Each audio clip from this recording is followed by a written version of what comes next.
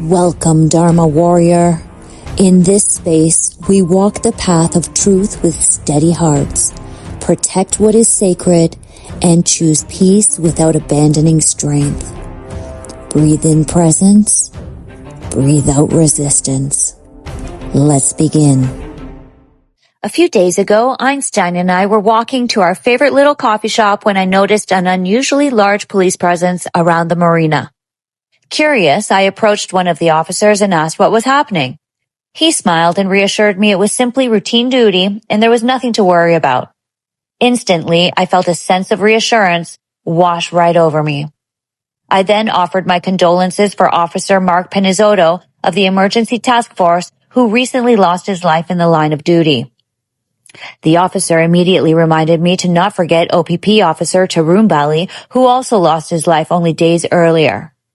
Now, if you're listening to this somewhere across the world, those names may not mean much to you, but they mean something here.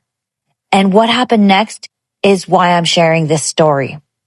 Police often receive criticism that I don't believe they deserve. And perhaps what I'm about to say carries weight because I've lived on both sides of the conversation. I've spent enough years around criminals, troubled people, questionable choices, and individuals who proudly criticize law enforcement whilst benefiting from the protection law enforcement provides. I've watched people mock police officers one day and call them for help the next. I've seen the hypocrisy firsthand. And despite all of that, despite some of my own frustrations with institutions and authority, I have never lost my respect for the men and women willing to do a job most of us would never even volunteer to do. That's when the conversation shifted. The officer looked at me and quietly said something that ultimately stopped me dead in my tracks. He said, "I never know if this shift will be my last." In that moment, everything disappeared. My frustrations, my opinions, my experiences, my disappointments. Standing in front of me wasn't an institution. It wasn't a uniform. It wasn't a policy. It was simply put, another human being. A son, a husband, a friend. Someone who accepts a risk every day that most of us never have to consider. I found myself becoming emotional, not because policing is perfect, not because my experiences have been perfect, but because respect and disagreement can coexist. Gratitude and disappointment can coexist. Compassion and accountability can coexist. We live in a world that constantly asks us to choose sides. You're either for something or against it. You either support it or condemn it. But life has taught me something different. People are rarely all good or all bad. Institutions are rarely all good or all bad. And when we lose our ability to see the humanity in one another, we lose something precious. As I walked away literally sobbing for his reality, I realized something. That despite my own experiences, despite my own frustrations, respect still remained in my heart of hearts. Perhaps that is the lesson. The world may disappoint us. People may disappoint us.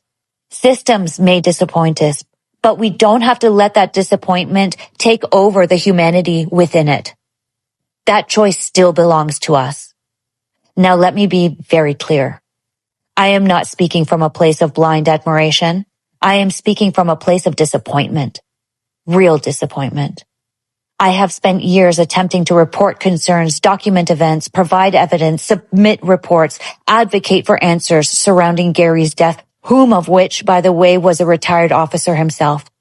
More respect I could not have for my one protector and his persistence on gathering intel on whoever was stalking me before his passing. I believed that more inquiry and resources should and could have deserved more attention on his behalf, especially after my 9 pages of observations and receipts.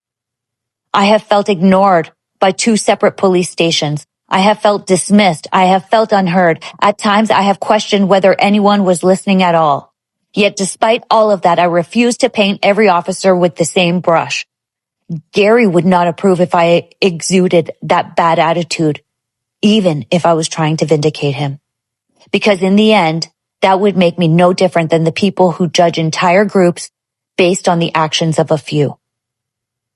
I cannot demand fairness for myself while refusing to extend it to others. And that is where many of us get it wrong. We say we want safer communities. We say we want accountability. We say we want justice. But when it comes to speak up, many stay silent. When it comes to reporting suspicious activity, many look the other way.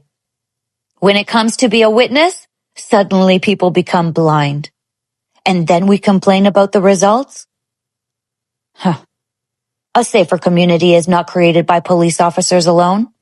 It is created by citizens willing to participate, by people willing to call Crime Stoppers anonymously, by people willing to be whistleblowers, by people willing to tell the truth even when it is uncomfortable. Silence does not make us innocent. Sometimes silence makes us participants. And while I may not agree with every officer, every decision, or every experience I have personally had, I can still recognize that the overwhelming majority of these men and women wake up each and every single day to confront situations that most of us would actively avoid. And that deserves respect. Not blind obedience, not blind faith, but respect. There is a difference. And perhaps the question we should all be asking ourselves is this: how is it that an 18-year-old and a 19-year-old could make decisions that cost not only the lives of two seasoned and honored officers, but ultimately rob themselves of their own futures? These young men weren't born hating authority. They weren't born reckless. Somewhere along the way, something got lost. Respect, accountability, responsibility, community.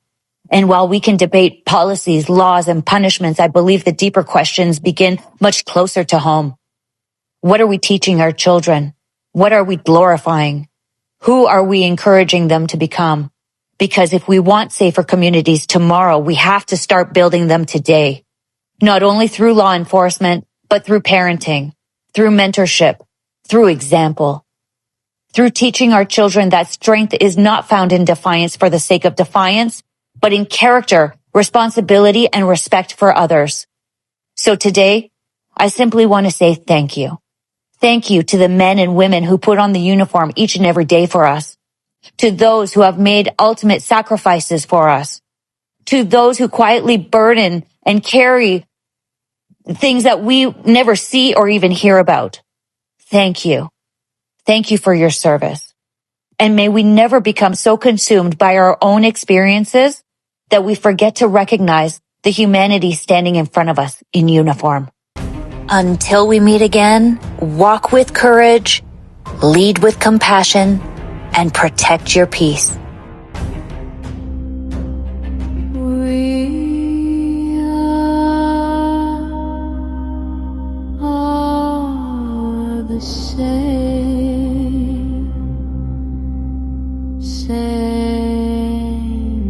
but different.